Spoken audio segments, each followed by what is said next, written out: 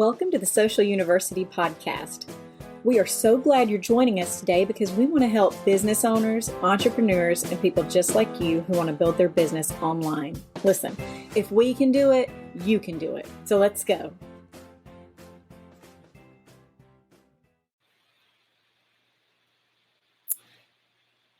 So you know that you need to have email for your business. And we've been talking about this all month, what makes a good email, the elements you're going to need to have. Today, we're going to talk about some of the more technical sides. I want to talk to you about the benefit of a template, why it's important to send your emails regularly. So let's just go ahead and jump in. First and foremost, again, this is a topic we've been covering all month long. We've talked about how to stop vanishing in inboxes, how to build your list, the importance of email itself, and then, of course, how to get those emails opened with a really engaging subject line.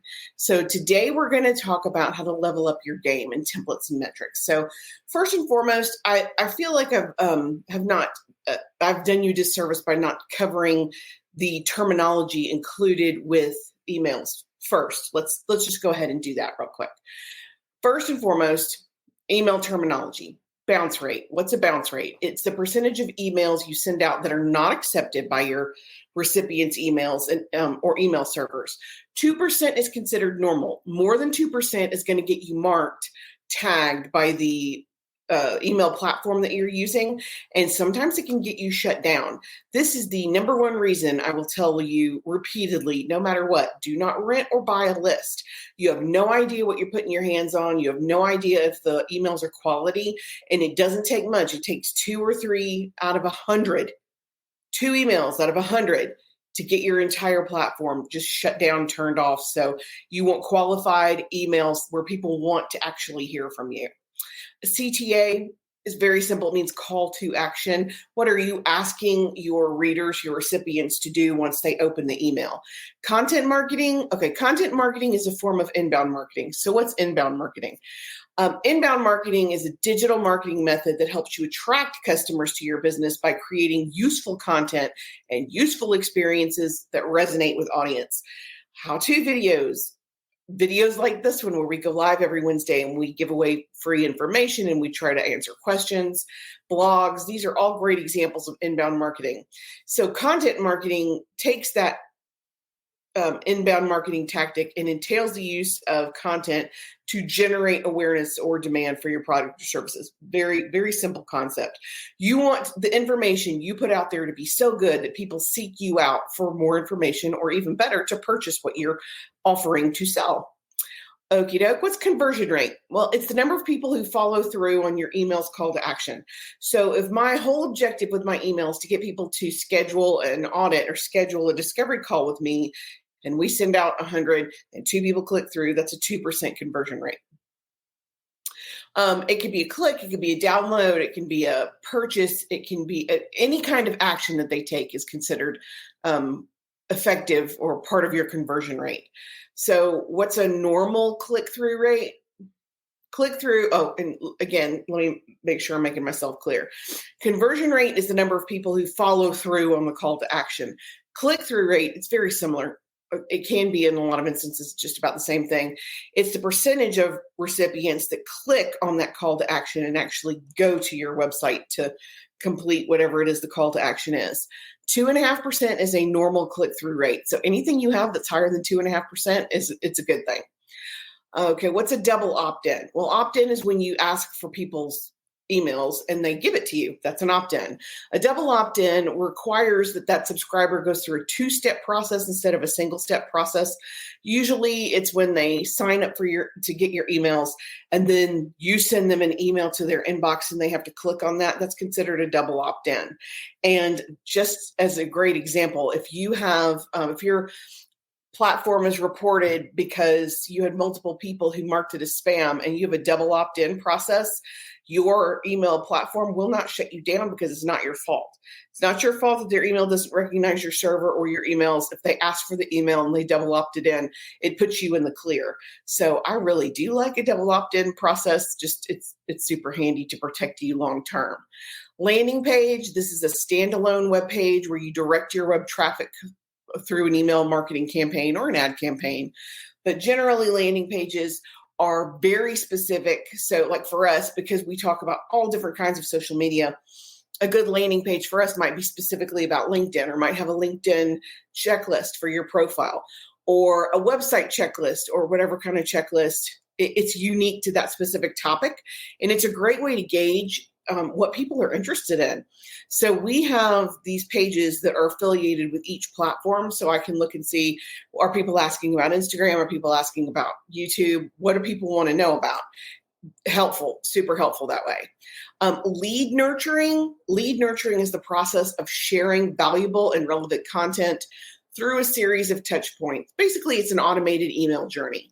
So you sign up for, I give you my email so I can get a cool download, and then I get the download in my email. And then that follow-up email says, if you're interested in more information like this, follow us on Facebook. And then I go follow you on Facebook, and then I get a thank you email that says, thank you for following us on Facebook. You think you might be interested in our fill in the blank. So it's just an automated email to make sure that you are continuing to stay in touch with your lead if it hasn't converted.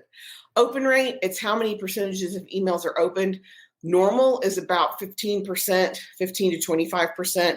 If you're getting a 40% open rate, that's amazing. Keep doing what you're doing. A pre-header, that's usually the text that appears next to or below the subject line. In most mailbox providers, it gives your recipient a preview of what the email is about. It makes it easy to see and decide if they're going to open it and continue or not. And spam, you guys know what spam is. Basically, it's when you're sending emails to people who don't want emails and they won't open them. You're most likely to get tagged for spam if the recipient has an AOL or a Yahoo email, just because their spam filters are just terrible. So a lot of times when we're cleaning lists, and I've mentioned this to you guys before, we'll just take those out because it's not worth the risk to get shut down because 10 of your recipients have AOL. It's not worth it. Okay, now, what are the essential parts of an email template? And I'm really big on why. Why do you want to use a template? Well, first and foremost, sending out emails on the regular, it stresses some people out a lot. So when you create a template that you can easily duplicate weekly or biweekly or monthly, it reduces the margin of error. When you're recreating your template, you are eliminating the risk of sending incorrect messages or messages that are formatted wrong or messages that are missing a piece because you just forgot that section this week. And it happens to everybody. So when you have an email template, you're making sure that you are avoiding those significant or awkward consequences of leaving something out.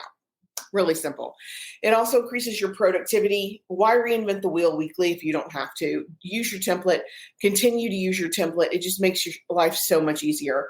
And then, of course, you're going to get brand consistency. People get used to seeing your templated emails. We have a pretty decent open rate. We have a pretty decent click-through rate, too. And I think it's because now that we've been sending emails for so long, people are used to seeing them.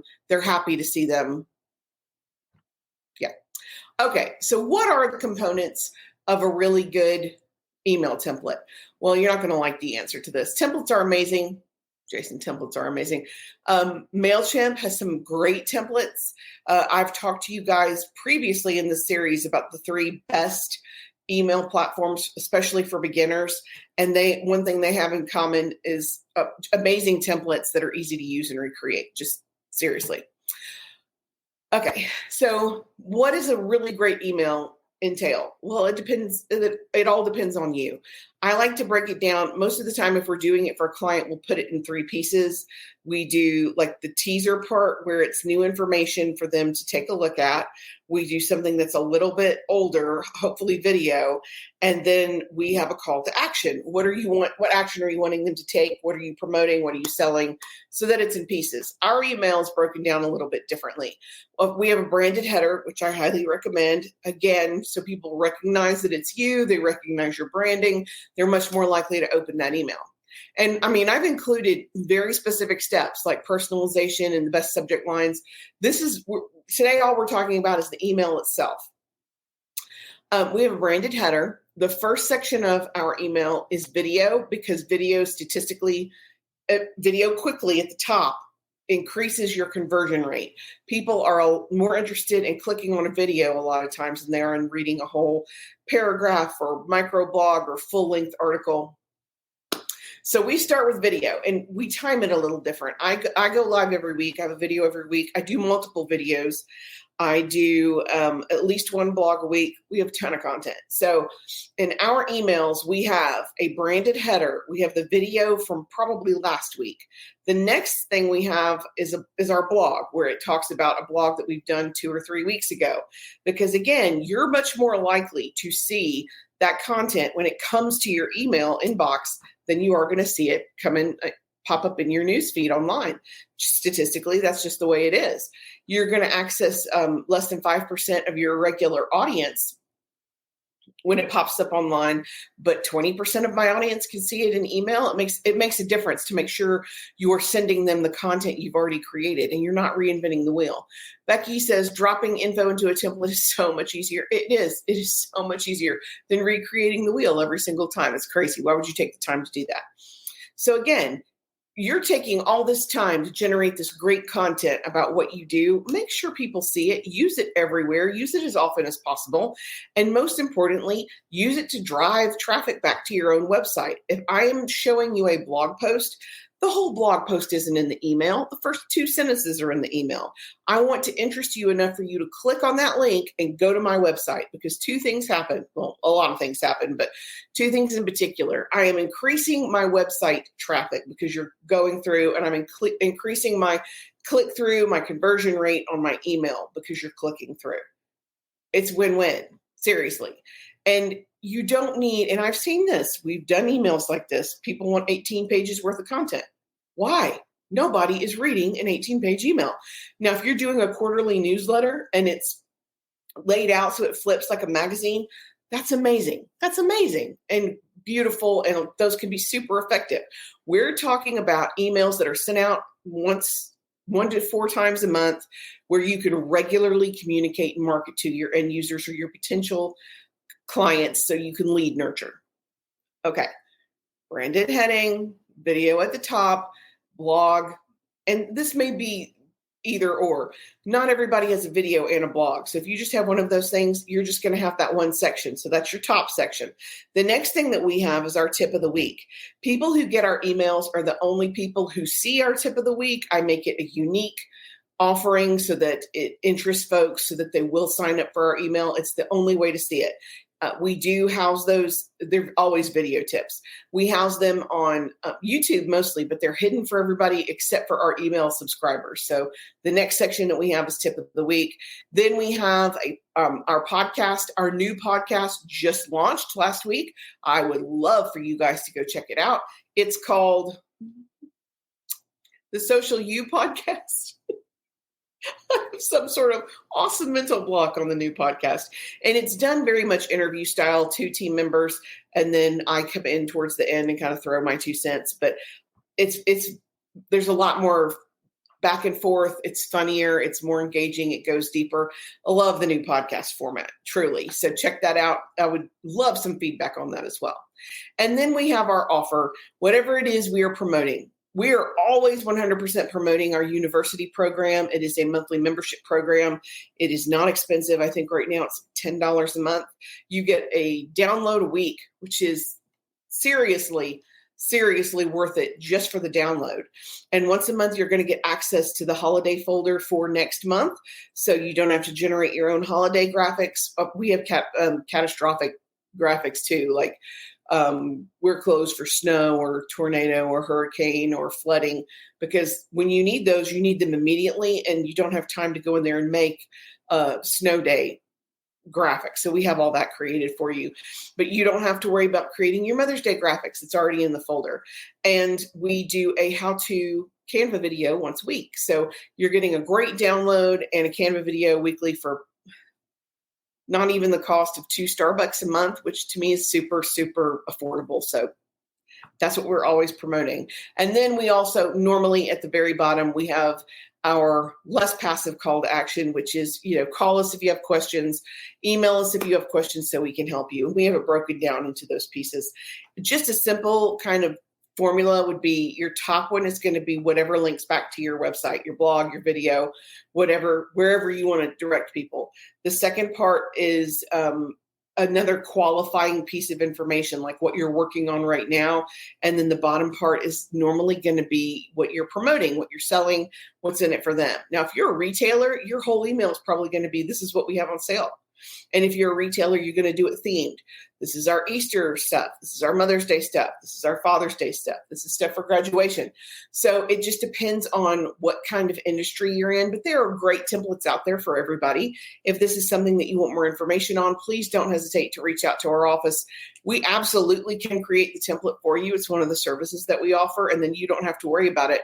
All you have to do is fill in the information every week and send it out, which is so much easier than going in and doing it all from scratch every single week. Okay. Loved the email stuff. We've talked about email for a month. What are we going to talk about this upcoming month? Spring cleaning. I love to do spring cleaning. We do it once a year. Oh yeah, in the spring. We're going to talk about tidying up your hashtags. We're going to talk about cleaning up your LinkedIn profile. We're going to talk about spring cleaning your content and also spring cleaning your website, which I am surprised truly at how many organizations have created a website one time and they feel like that's good, we're done. That is not how it works. It's just like your house. You do sometimes have to perform maintenance and upkeep. You don't buy it the one time and it stays forever. You do sometimes have to invest. That is also true of your website. It's your home online. Sometimes you have to go in there and make some revisions and updates so that it looks like you actually know what year it is and that it's easy to use and it's not slow. The picture, there's a whole lot of things to keep in mind when you're doing a spring clean on your website. So join us next month where we talk about these things. And until then, I am Karen Taradis with Social U. I'm here to help. Oh, and sign up for our email. We have some really good stuff that comes out every week. Thanks. Thanks for joining us for the Social University podcast. We hope you enjoyed it. Be sure to follow us on all of our social media at Stay Social U. That's the letter U. And we will talk to you next week. Remember, you've got this.